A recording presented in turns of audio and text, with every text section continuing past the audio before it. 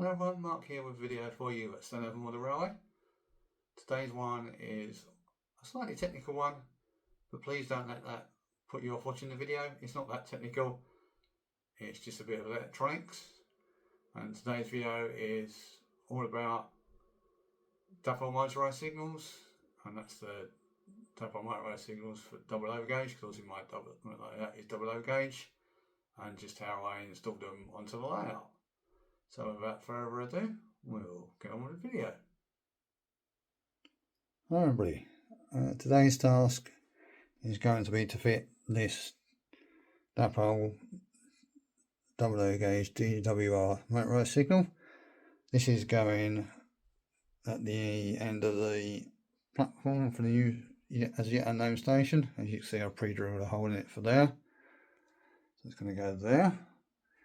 So what we have obviously is the signal itself, the instruction sheet of how to fit the signal to the baseboard, and obviously how to wire the signal. We have one 12 volt power supply, a pack of 2 adapters. Obviously I only use one of them to fit on the end of the power supply, and then we've got a DC to DC adjustable step down power supply module, and we've got a sprung center off single pole double throw toggle switch, which obviously I will use to change the signal from on to off, or from danger to clear, and that will fit obviously in the control panel for the station over in that hole there, which obviously I've pre-drilled. And the reason I've going back over here to the power supply, step down power supply module, I've got that is because Dapol, as you can see in instructions, say 14 volts AC or 9 to 12 volts DC. Well, obviously 14 volt AC is too much, and there's also been problems with people using that, and it has been read. I don't know if they've changed the instructions since then, because I've had this signal quite a while, because David had it quite a while before me, because he was going to use it for his project, but he changed it. So I've got this. I'm going to try probably only on about 6 or 7 volts at first and see what happens. So without further ado, we'll fit the signal, and then we'll do some preparation, and then mount the power supply and do some wiring. Right, so as you can see, I've now got the signal into the baseboard and screwed up, which obviously that's the base of it there with a motor in it. And it's got 4 wires coming from it. There's 2 for the power, which is the red and black, and I don't know if the camera's picking this up because I can't see them, but there should be just here. There's 2 yellow wires for the switch. What I've done, I'm sorry the camera's not focusing, but they're running along.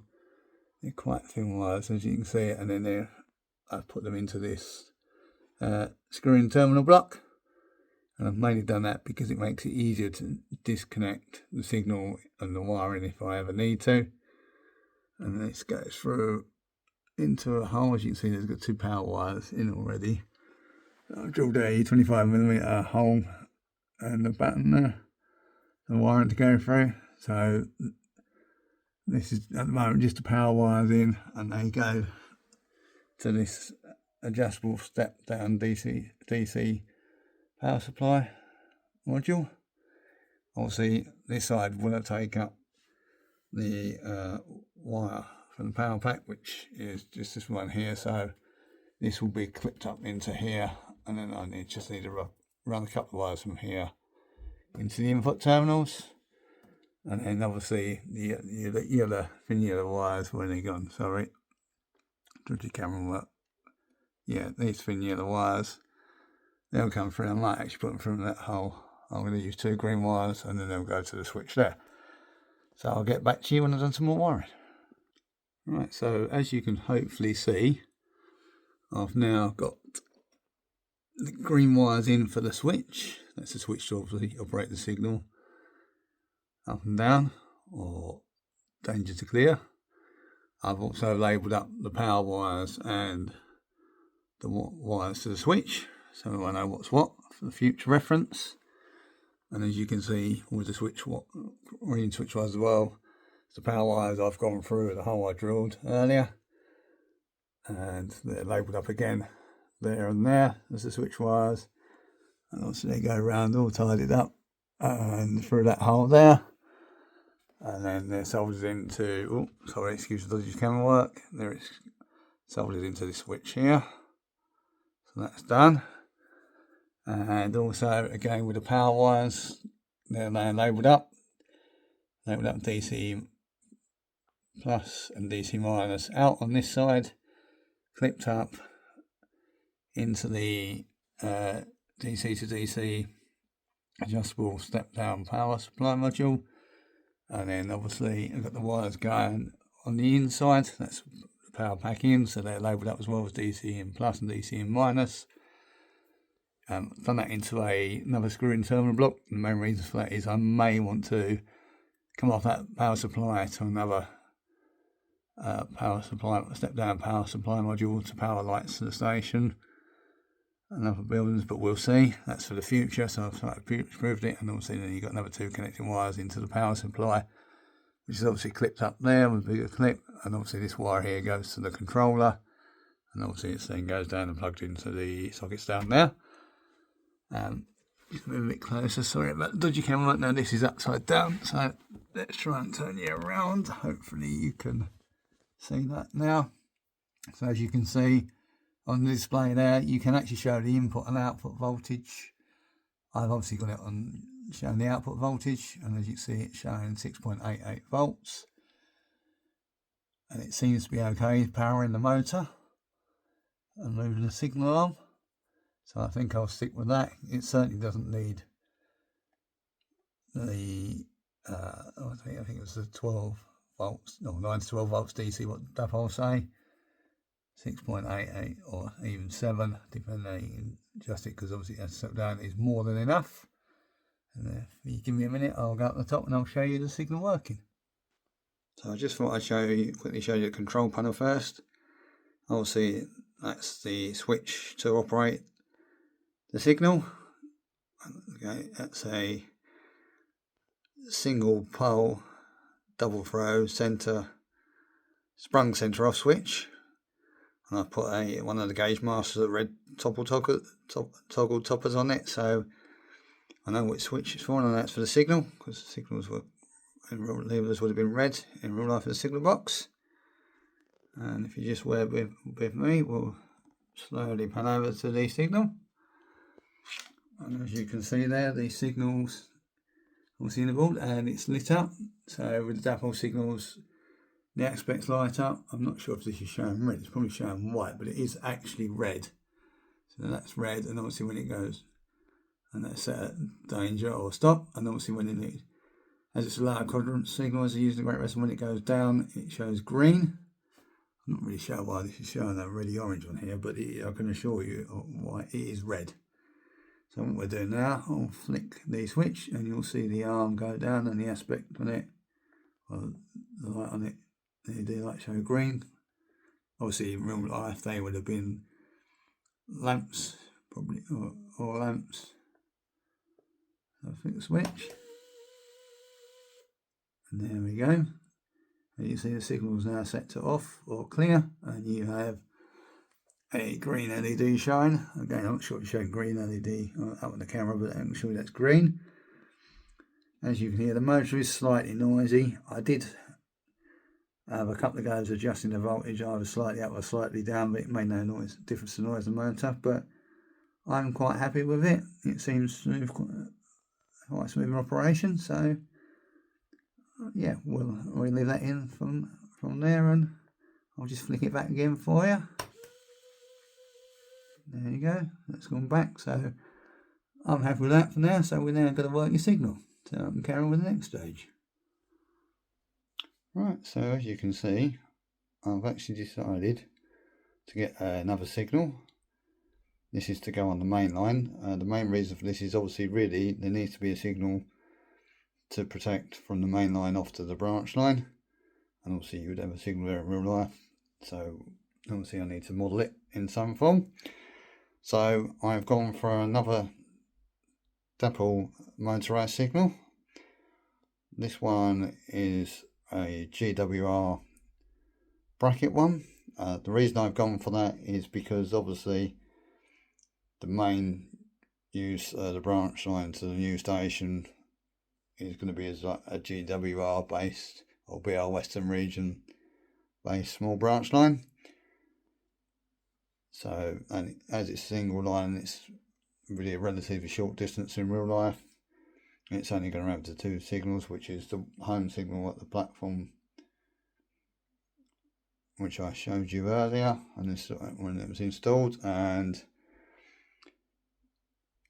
it's going to have this bracket signal as well, and it'll be controlled from a new signal box, which will go in near the new station when I've got around to deciding which one I like to use, but that'll be in another video.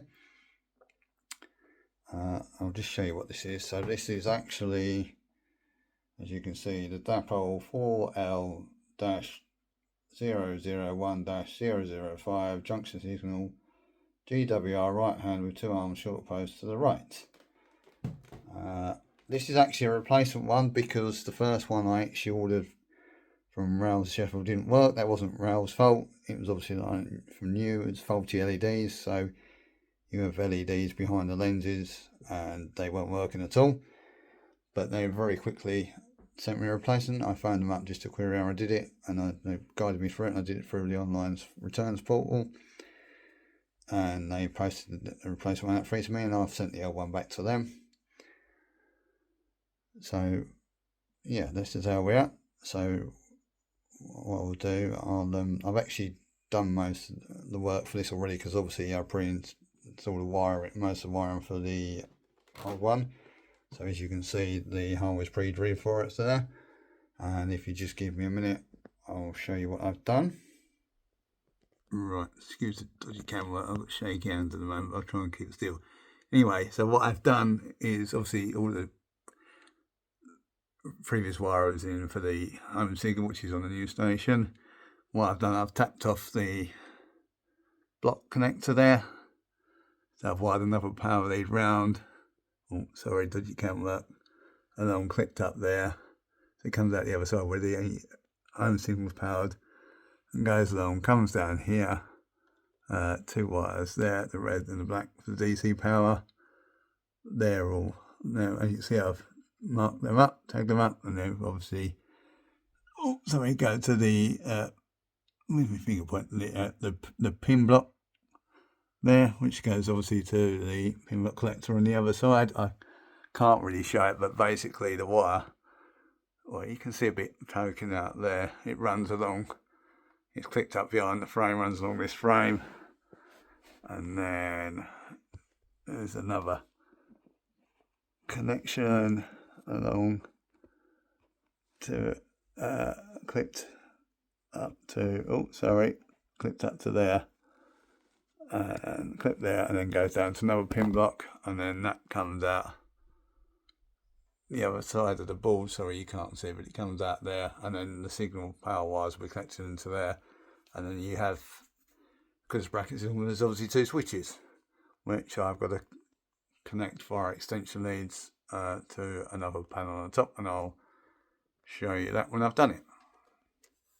Okay, so just to quickly try and show you the wires on the switch. The wires that Dapol sold onto the switches themselves are quite short. They're only, I think, well, 30 centimeters long at most, maybe slightly shorter. So I've bought the 2 packs of the Dapol extension leads, because you get extension lead in each pack, and they're actually extension leads are actually about 2 meters long, so it's far too long for what I need.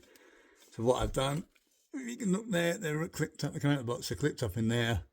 We go along, we're clipped there, and then I've cable tied them as best as I can. So we go along there. We're going to go through this hole there for wiring, and obviously, as you can see, they're there, and then come up to the top, and I've just had a little panel which was actually pre-made up, and I've put the 2 switches in there, and obviously put the toggle covers on them, both red ones. I did actually have a problem with the wires from the switch itself, is that they're so thin and they wasn't soldered very well, so they actually ended up coming off. So I actually ended up resoldering on and resoldered them properly. You can use your own switches, but you have to use a little, you'll have to splice them into